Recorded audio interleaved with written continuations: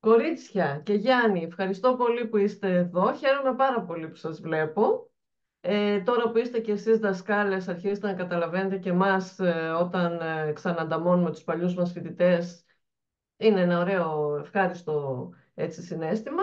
Και επίσης τώρα που γίνεστε και εσείς δασκάλες σιγά σιγά, θα έχετε διαπιστώσει ότι η εργασιακή ζωή μας γεμίζει με στρες. Και πολλές φορές όχι μόνο η εργασιακή ζωή και άλλα πράγματα μας γεμίζουν στρες και μας κάνουν να νιώθουμε κάπως έτσι.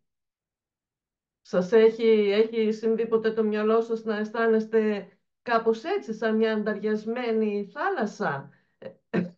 Ναι, Λοιπόν, η αλήθεια είναι ότι πάρα πολλές φορές βιώνουμε μια έντονη ανησυχία, περίπου σαν αυτό εδώ πέρα που σας βλέπω, που σας δείχνω, και το ερώτημα είναι τι κάνουμε σε τέτοιες περιπτώσεις. Όπως είπε η αγαπημένη Βιρτζίνια Γουλφ, δεν μπορείς να βρεις τη γαλήνη αποφεύγοντας τη ζωή. Είναι κομμάτι της ζωής. Όλο αυτό το στρες, όλη αυτή η αναποδιά, όλα αυτά τα πράγματα που μας προκαλούν η πολιτεία, η εργασία, οι συνάδελφοι, τα παιδιά, ο εαυτός μας, ο σύντροφος, οι φίλοι, είναι η ζωή. Δεν μπορείς να τα αποφύγεις. Τι μπορείς να κάνεις, τι μπορούμε να κάνουμε? Για να το θέσω λιγάκι έτσι το πράγμα σε θεωρητική, να βάλω και το θεωρητικό πλαίσιο, θέλω να σας πω δύο λόγια για μια καινούργια σχετικά έννοια. Εδώ και 20 χρόνια περίπου, αυτή η Κριστίν Νεφ έχει προτείνει μια καινούργια έννοια, την οποία εγώ τελευταία ανακάλυψα και που μ' άρεσε λίγο σαν ένα έτσι, σαν μια χρήσιμη ψυχολογική έννοια. Είναι η έννοια της αυτοσυμπόνιας. Και αυτό που λέει η αυτοσυμπόνια είναι ότι πρέπει να είμαστε ευγενικοί με τον εαυτό μας. Πρέπει να είμαστε καλοσυνάτοι, να αποδεχόμαστε την ανθρώπινη φύση και να ζούμε στο παρόν. Σας ακούγονται παρηγορητικά αυτά? Εμένα μου ακούστηκαν πολύ παρηγορητικά, με την έννοια ότι ζούμε που ζούμε όλες αυτές τις δυσκολίες και όλες αυτές τις πιέσεις και όλες αυτές, και ειδικά εσείς η νεότερη γενιά. Οι έρευνες λένε ότι οι νεότεροι, οι σημερινοί 20άριδες, 30άριδες, ξέρω εγώ, 35άριδες, έχουν υψηλότερη τελειοθυρία από όλες τις προηγούμενες γενιές.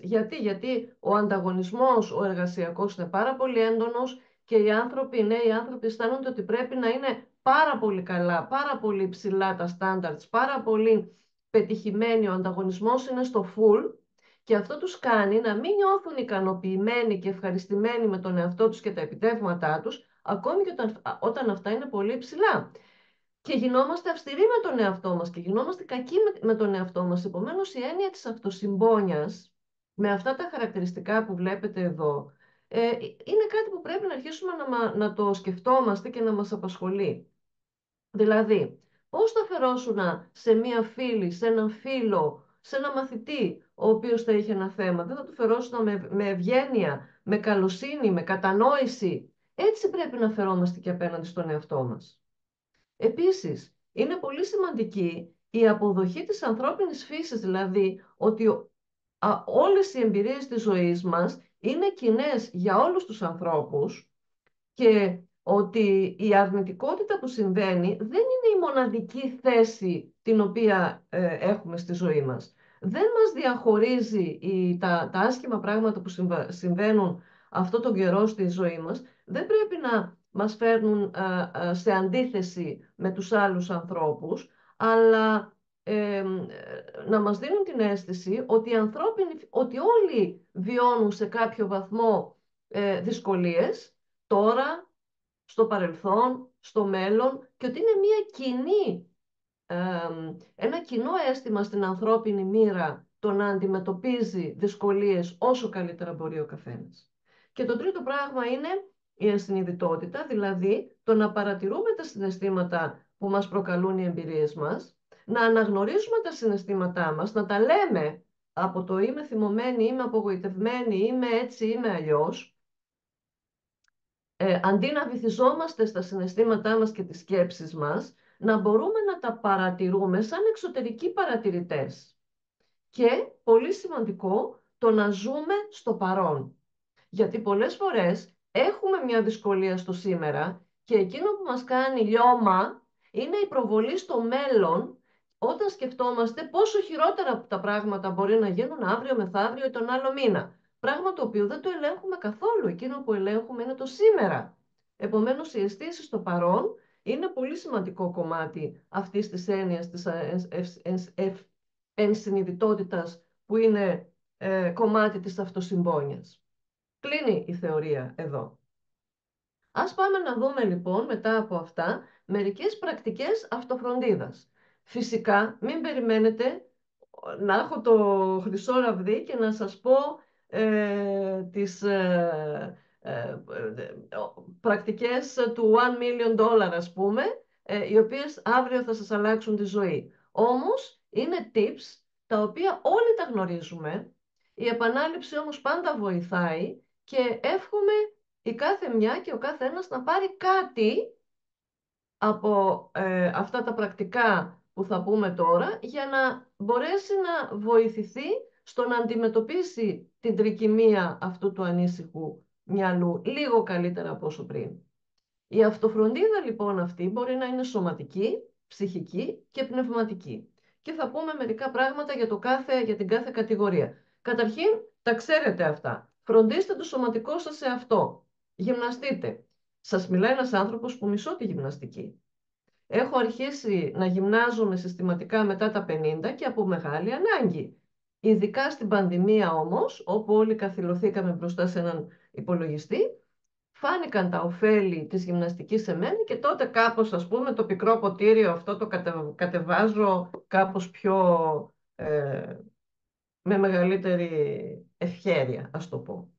Παρ' όλα αυτά, η γυμναστική είναι φροντίδα για τον εαυτό. Η διατροφή επίσης. Είναι γεγονός ότι όταν δεν είμαστε καλά, παραμελούμε τη διατροφή μας και τη γυμναστική μας, και αυτό είναι σαν ένας φαύλος κύκλος που μας κάνει να νιώθουμε χειρότερα από πριν.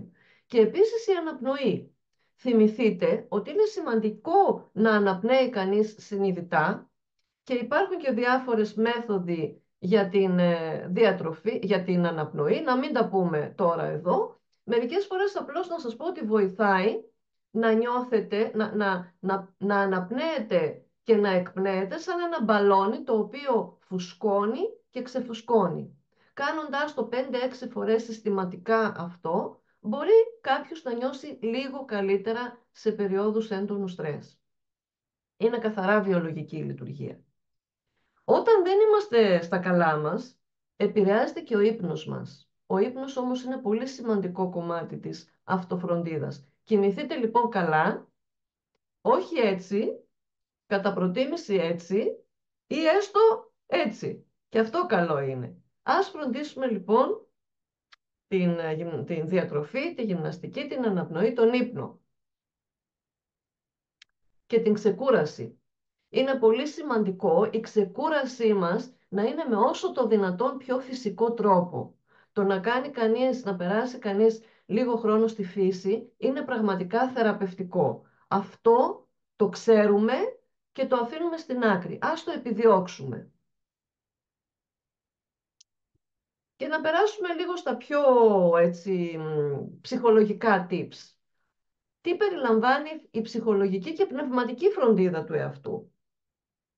Προσπαθήστε να μην ανησυχείτε για πράγματα που δεν μπορείτε να ελέγξετε. Θα μου πείτε, ευχαριστώ πάρα πολύ για την πληροφορία, πες μου πώς γίνεται αυτό. Αργά και βασανιστικά. Αλλά δεν υπάρχει εναλλακτική. Και όταν δεν υπάρχει εναλλακτική, βάζεις το κεφάλι κάτω και προσπαθείς να μάθεις πώς να μην ανησυχείς για πράγματα που δεν μπορείς να ελέγξεις. Όσο καλύτερα μπορείς. Είπα πριν ότι εστιάζω στο παρόν. Είναι αυτό που ελέγχω και αυτό τις περισσότερες φορές, όχι πάντα, αυτό που μπορώ, όπου μπορώ να λειτουργήσω και να κάνω κάτι, είναι το παρόν, όχι το μέλλον. Άρα το πρώτο πράγμα είναι να εστιάζω στο παρόν. Ένα δεύτερο πράγμα έχει να κάνει με την ποιότητα των σκέψεων. Το να όλοι μας έχουμε έναν αυθόρμητο τρόπο να σκεφτόμαστε, που μπορεί να είναι αυθόρμητα θετικός ή αυθόρμητα αρνητικός. Αυτό είναι ένας μηχανισμός που μας δίνει η φύση για να μπορούμε να προφυλαγόμαστε. Είναι η προσδιοριστική τάση που έχουμε για να προετοιμαζόμαστε, και αυτό είναι ένας μηχανισμός άμυνας. Ωστόσο, μπορούμε να ελέγχουμε την ποιότητα των σκέψεών μας, δηλαδή τι βάζουμε, την πρώτη ύλη μάλλον των σκέψεών μας, τι βάζουμε στο κεφάλι μας, και αυτό αποτελεί την πρώτη ύλη των σκέψεών μας και προϊονίζει το αν οι σκέψεις μας θα είναι θετικές ή αρνητικές. Να σας πω ένα απόσπασμα από τον Απόστολο Παύλο που εγώ χρησιμοποιώ συχνά.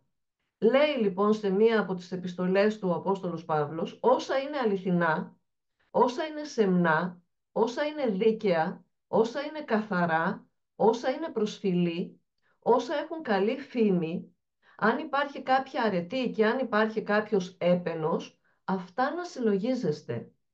Με άλλα λόγια, βάλτε φίλτρα στο τι μπαίνει μέσα στο μυαλό σας, από την τηλεόραση, από τις ειδήσεις, από το ίντερνετ, από τις casual συζητήσεις, τις τυχαίες συζητήσεις που ακούτε γύρω-γύρω. Βάλτε ένα φίλτρο στο μυαλό σας, γιατί η ποιότητα των σκέψεών σας επηρεάζει την ευτυχία σας. Είναι πολύ σημαντικό να μπορούμε να αντικαθιστούμε ή να προσπαθούμε να αντικαθιστούμε τις αρνητικές σκέψεις με θετικές και επικοδομητικές. Και στη συζήτηση που θα ακολουθήσει μπορούμε να πούμε πιο πολλά πράγματα για το πώς το κάνετε αυτό, γιατί είμαι σίγουρη ότι όλοι το κάνουμε στον ένα βαθμό ή στον άλλον αυτό. Και ας έρθουμε σε μερικά πιο πρακτικά tips ακόμα. Έχουμε αυτούς τους συγκεκριμένους προσωπικούς πόρους, η κάθε μια και ο κάθε ένας. Αυτή τη συγκεκριμένη δυνατότητα, τις συγκεκριμένες ικανότητες, το συγκεκριμένο χρόνο, πώς μπορούμε να κάνουμε καλύτερη διαχείριση αυτών των πόρων, ώστε να είμαστε πιο αποτελεσματικοί και κυρίως πιο ήρεμοι. Θα τα πάρουμε βήμα-βήμα αυτά. Καταρχήν είπαμε, είναι πολύ σημαντικό να έχει κανείς ενσυνειδητότητα. Βιώνω άγχος. Τι βιώνω? Άγχος, θυμό. Ποιο είναι το συναίσθημα? Γιατί?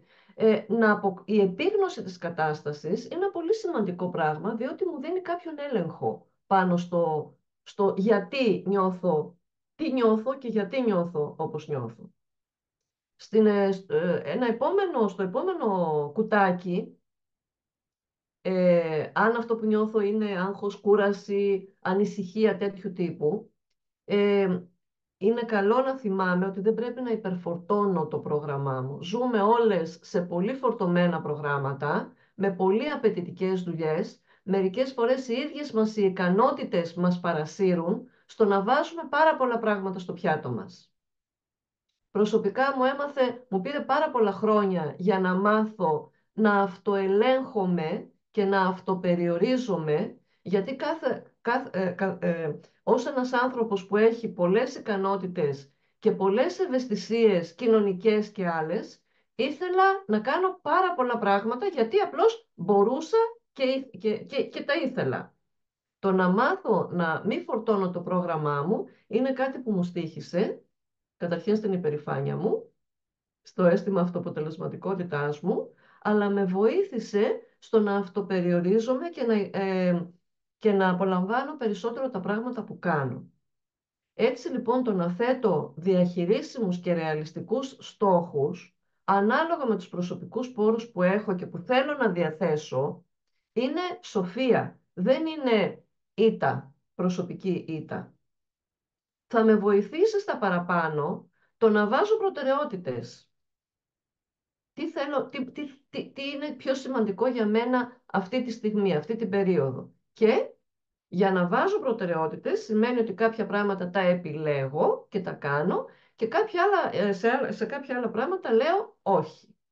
Επίσης, κάτι που είναι δύσκολο να μάθει να κάνει ένας νέος άνθρωπος, και ειδικά μια γυναίκα, γιατί είναι τέτοια η κοινωνικοποίησή μας, που το όχι είναι κάτι που δύσκολα το λέμε και νομίζουμε ότι δύσκολα θα το ακούσει και κάποιος από εμάς. Όπως και να είναι το πράγμα, όμως είναι μια πάρα πολύ χρήσιμη λέξη, κάτι που δηλώνει πολύ μεγάλη υπευθυνότητα απέναντι στον εαυτό μου και απέναντι στους ανθρώπους που θέλω να εξυπηρετήσω με τις προσπάθειές μου. Επόμενο, προσέχω να μην χάνω το χρόνο μου. Η προσωπική μου πόρη είναι περιορισμένη και ο χρόνος είναι ένας πολύ περιορισμένος προσωπικός πόρος και είναι πάρα πολύ εύκολο να τον σπαταλώ μέσα από τα social, μέσα από την άσκοπη αναζήτηση στο διαδικτύο, μέσα από πράγματα τα οποία μου δίνουν την ψευδαίσθηση της ψυχαγωγίας και της χαλάρωσης, ενώ στην ουσία είναι χάσιμο χρόνο. Πρέπει να σας πω ότι αυτή τη βδομάδα είμαι πάρα πολύ περήφανη με τον εαυτό μου, γιατί έκανα ελάχιστη χρήση τέτοιων άσκοπων περιπλανήσεων εντός και εκτός διαδικτύου. Και αυτό με κάνει να νιώθω καλύτερα. Και επίσης μου διασφαλίζει και το χρόνο μου. Πάμε παρακάτω. Αποφεύγω την ανάγκη να ευχαριστώ τους άλλους και να βασίζω την εικόνα μου στις κρίσεις τους. Επίσης, κάτι πολύ σημαντικό που πρέπει να μάθει κάποιος στην ζωή του και επίσης κάτι που εμείς οι γυναίκες έχουμε να μάθουμε ίσως πιο σκληρά, γιατί η κοινωνικοποίησή μας έχει αλλιώς μεγαλώσει. Δεν θέλει κανείς μας να στεναχωρεί φίλους, συναδέλφους, μαθητές, συνεργάτες, λέγοντας όχι, αλλά δεν υπάρχει άλλος δρόμος και άλλος τρόπος. Πρέπει να έχω ευθύνη καταρχήν απέναντι στον εαυτό μου, στις δικές μου αξίες, στις δικές μου προδιαγραφές και η πρωταρχική μου ευθύνη είναι να είμαι εντάξει και με ευσυνειδησία απέναντι στο δικό μου, στον εαυτό μου και μετά απέναντι στους άλλους. Βοηθάει πάρα πολύ να κάνω διαλύματα ξεκούρασης και ανανέωσης. Επειδή ακριβώς κάνουμε πάρα πολλά πράγματα μέσα στη μέρα και το ένα διαδέχεται το άλλο, το ένα διαδέχεται το άλλο, ξεχνάμε να χαλαρώνουμε λιγάκι, έστω 5 ή 10 λεπτά ή μισή ώρα, με κάτι που πραγματικά όμως θα μας δώσει ανανέωση.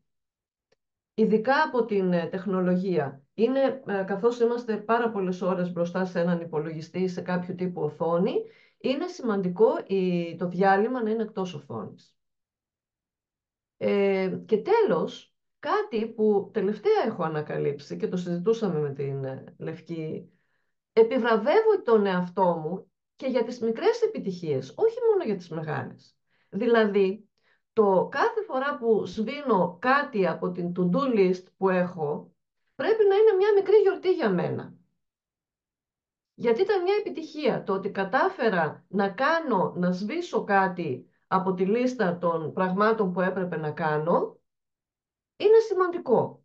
Αντί αυτού, πάμε, κοιτάμε τα πράγματα που έχει αυτή η λίστα και όχι τα πράγματα που σβήσαμε από αυτή τη λίστα.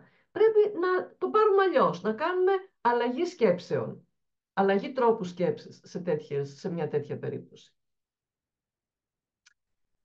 Λέω να συνεχίσω και να αφήσω χρόνο για συζήτηση στο τέλος.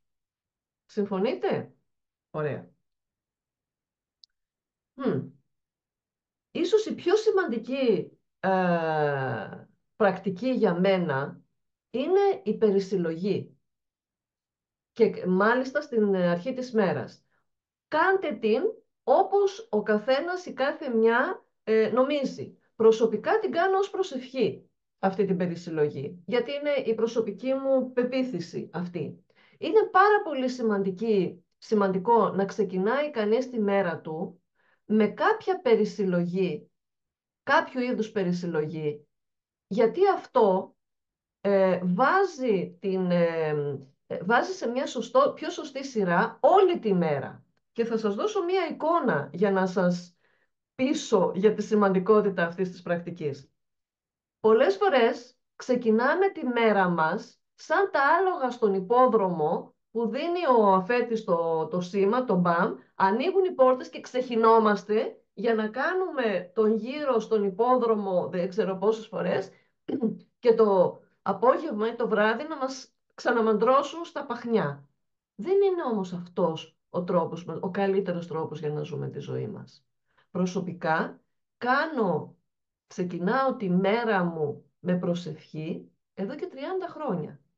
Ακόμη και μια δύσκολη μέρα. Γιατί αυτό με βοηθάει να την βάζω να βάζω σωστές προτεραιότητες, να την ελέγχω εγώ αντί να με ελέγχει εκείνη. Παρεμπιπτόντως, μια και μιλούμε για προσευχή, βάλτε σε εφαρμογή την προσωπική σας πίστη στον Θεό, στην ιδεολογία σας, στις αξίες σας. Οι αξίες σας όμως και η προσωπική σας πίστη, όποια και να είναι αυτή, είναι που πρέπει να σας καθοδηγεί και όχι το αντίθετο.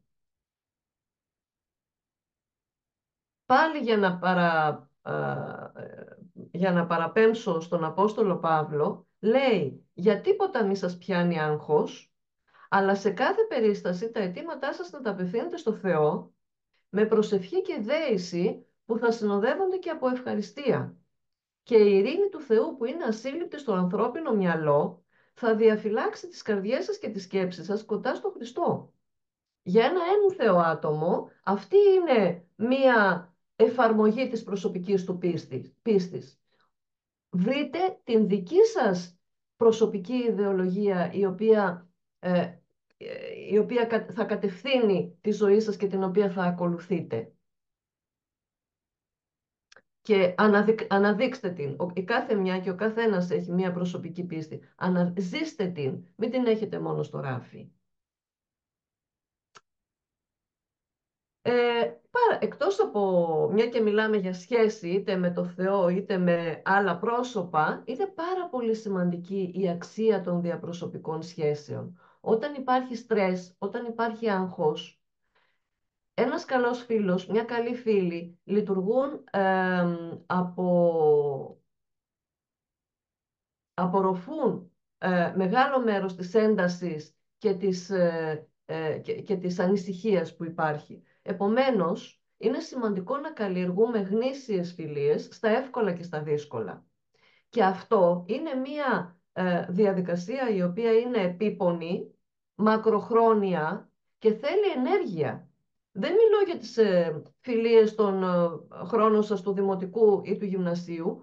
Μπορεί σε κάποιους ανθρώπους μπορεί να διατηρηθούν και αυτές οι φιλίες. Μιλώ όμως για τις φιλίες της ενήλικης ζωής, όπου με συνειδητά κριτήρια επιλέγει κανείς φίλους και δίνει και παίρνει. Είναι μια εμπρόθετη διαδικασία που θέλει ενέργεια και χρόνο για να καλλιεργηθεί, για να δώσει καρπούς, αλλά η καρπή είναι διαβίου. Αποφύγετε το άσκοπο socializing. Είτε είναι στα media, είτε είναι οι πάρα πολλοί φίλοι που απλώς σου τρώνε το χρόνο, αλλά δεν γεμίζουν την ψυχή σου, όπως είναι ο σκοπός της φιλίας. Καλλιεργήστε την ευγνωμοσύνη. Θα μου πεις, μα εγώ έχω τα 1002 προβλήματα τώρα. Θέλω να ασχοληθώ με τα προβλήματα που έχω και όχι με τα πράγματα που θεωρώ δεδομένα. Αλήθεια. Αλήθεια. Γιατί θεωρούμε δεδομένα? Είναι πάρα πολλά τα πράγματα που έχουμε και που θεωρούμε σαν δεδομένα και όσο τα θεωρούμε σαν δεδομένα, τόσο αποστερούμε από τον εαυτό μας την δυνατότητα να παίρνουμε δύναμη και θάρρος και ενέργεια από αυτά. Ο Οράτιος έλεγε «Μετράς τα γενέθλιά σου με ευγνωμοσύνη».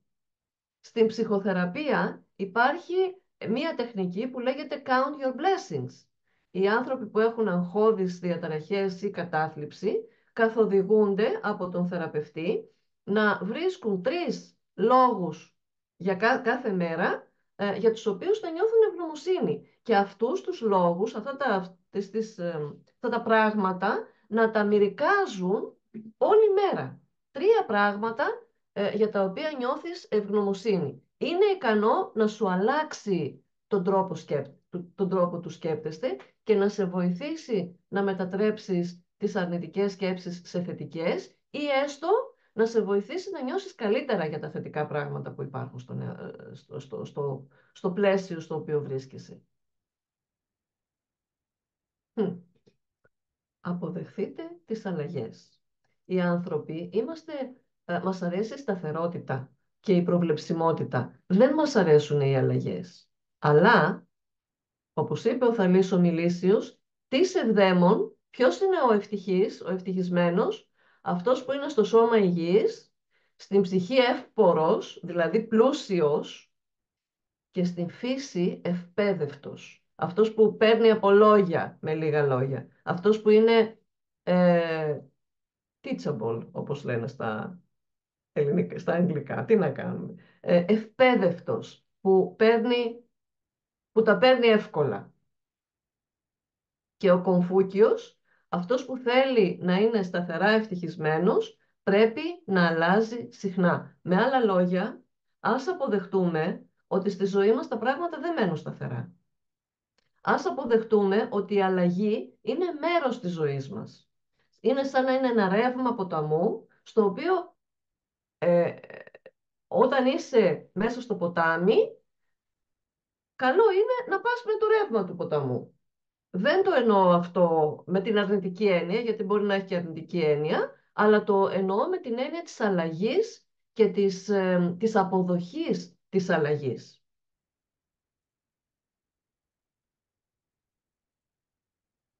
Καθώς οι κοινωνικές σχέσεις είναι δύσκολες και πάντα μας φέρνουν, και πολύ συχνά μας φέρνουν αντιμέτωπους με απογοητεύσεις, με προκλήσεις, με προδοσίες, έτσι. Το να συγχωρούμε και να ξεχνάμε, να παραβλέπουμε ή έστω να μην σκεφτόμαστε είναι πάρα πολύ σημαντικό για μας τους ίδιους. Και πρώτον, και δεύτερον, για την ποιότητα της σχέσης.